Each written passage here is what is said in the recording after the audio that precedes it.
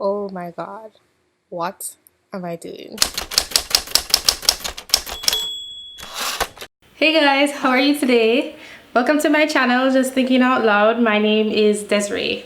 I want to make a video about freedom of speech and why I think it's important and why I think that it should not be undermined, and also sort of why I started my channel even though it is a bit contrarian. You know, I started this channel, I had some fear because I knew that people wouldn't like it, but I decided to go ahead anyway because I felt like, why do I have to keep my thoughts to myself? You know, I'm a nice person, I treat people well, I follow the rules of society, but I might not necessarily agree with people around me on how things should go or have a different opinion from other people, and people just seem to be getting sort of violent in how passionate they are about their beliefs. And I wanted to add my voice to the conversation just to show that there are people who think differently. You know, there's sort of a split and a polarization. I don't think it's that much of a split. I think people can sort of come together to some extent, although there's definitely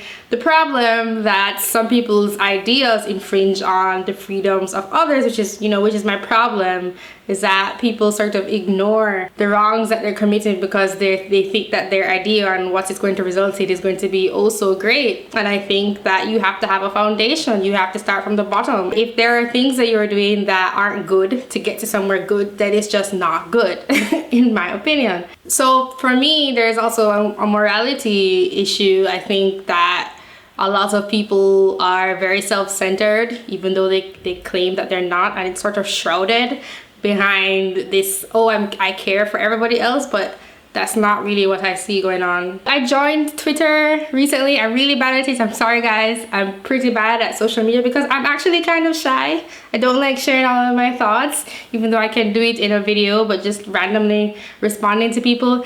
And you're constantly seeing, you know, hide insensitive content. And even when I followed people, they were still blocking the tweets from me because they thought I wouldn't like it. And then, you know, what's happening on campus where people aren't allowed to talk, or people are allowed to sort of shroud themselves off and enclose themselves in these spaces where they don't hear opposing opinions.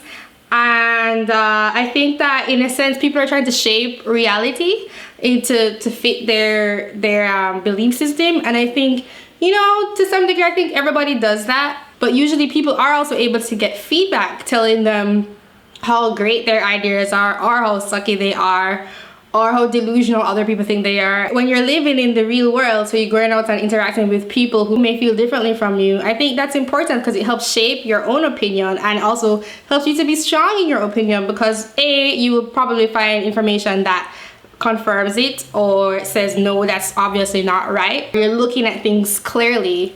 But B, it also helps you to know how to be confident in who you are, because you can still hold on to your opinions even in the face of whatever else is going on around you. And I think those things are important, and we shouldn't just sort of try and pretend that we don't live in a world where other people think differently from us. It's weird. I think it's normal because everybody is different. Don't we all want to value uniqueness and diversity? So we should be able to understand that other people might think differently from us, and that's okay because that's important to help move society forward, I think.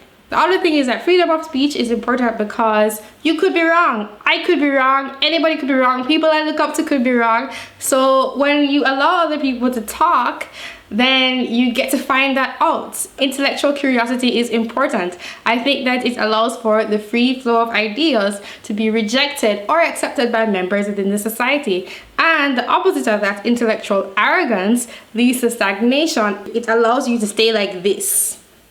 And suppression of speech also allows you to stay like that. I always feel wholly uninformed about many topics. The propagation of narratives that look for data to fix their causes rather than enthusiastic research that is refined in its accuracy and informs opinion as research changes is what is the problem today. We need to be able to work forward, have a question and try and find the answer, not have the answer and then look for all the reasons to explain it. So that's also how I feel about this IQ stuff and the video I made recently about how people are always working backwards. There's like a white supremacy, everybody's oppressed.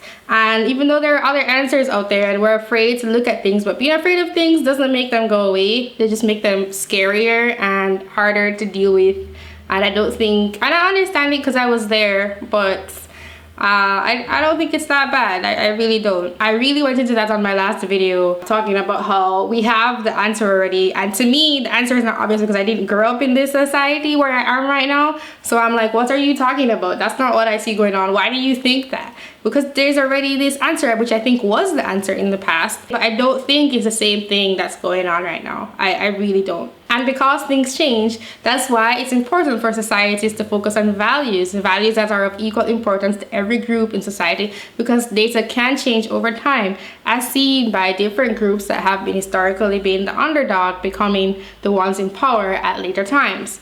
I'm still in shock that the correlation between race and IQ was already established, whether it's genetics or environmental. And by the way, both of these things can actually be changed, whether or not, even though people sort of think it's fixed. I was thinking like that too. It's not that deterministic in this day and age.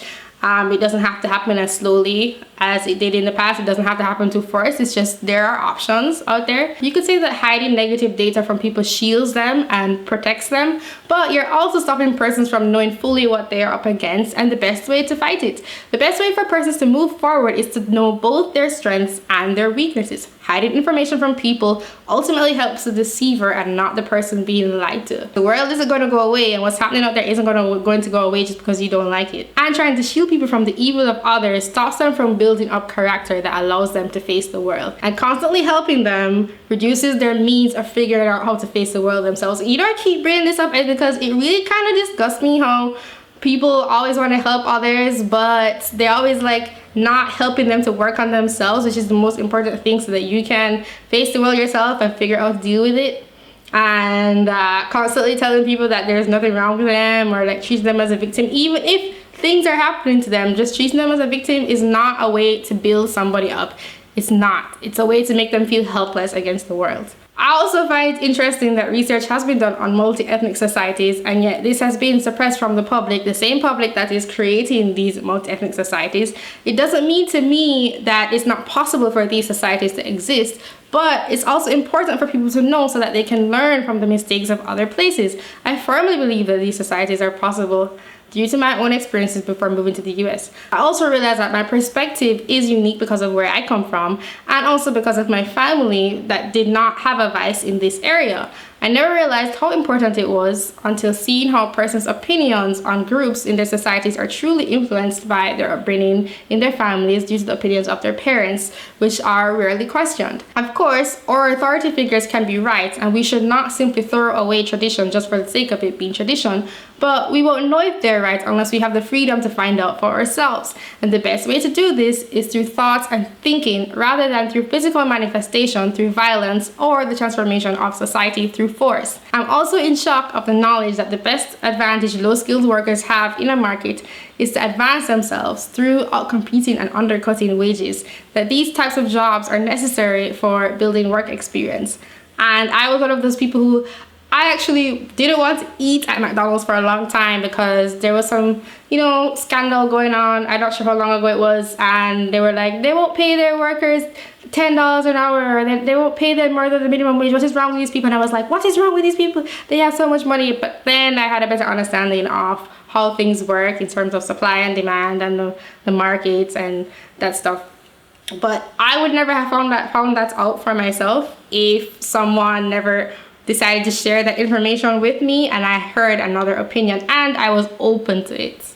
So these are just things that I'm like, oh, all this information is out there, but why isn't anybody looking at it, or why isn't it as important as it seems to me to the discussion at hand when people are talking about certain very controversial topics? This leads me to question the intentions of people who say they're helping others.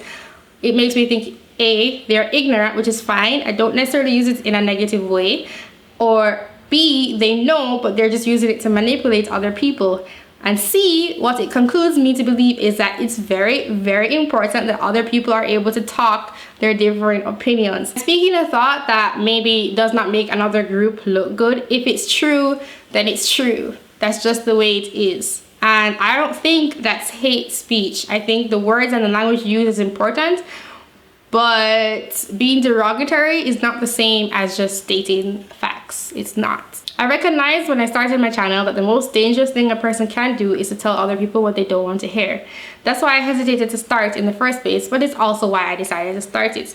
Because I don't want to live in a society that allows this to happen, and I realize how important this is. I also want to help other people who feel silenced to maybe bring their own voices to the topic, if only to show that we exist. Like, that's the important thing to me, is that we exist. I want to be identified based on my values and my thoughts, not things that are just assigned to me. So it's important to me that I speak up. Specifically for the Black community here, I realize just how much groupthink occurs. And it's easier for me as an outsider to talk about these things. And before anybody says, yeah, you're an outsider so you can't talk about it, well, first of all, that doesn't invalidate what I'm saying. But second of all, there are also people who are from that community who also say the same things. So there are people out there who might be way more afraid than me to talk, because it's about facing up to their parents or to the people who they've grown up with all their lives. And that's very different from going to another country and being like, oh, what's going on here? I think a lot of people don't realize too that they live in a society of people who think differently from them, whose experiences and conclusions are as valid as their own. That does not make them evil. But the restriction of some people's speech allows persons to assume that their vision is the only one that exists and the only one that is important.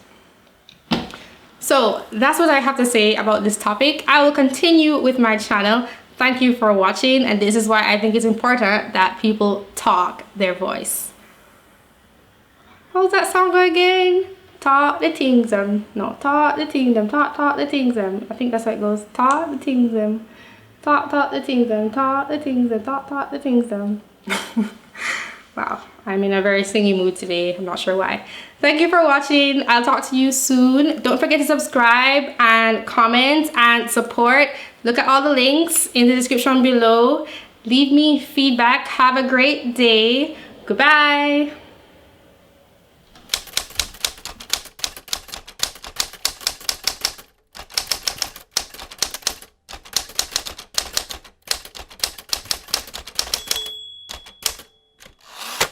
Who's gonna rock you to the dark side of the morning?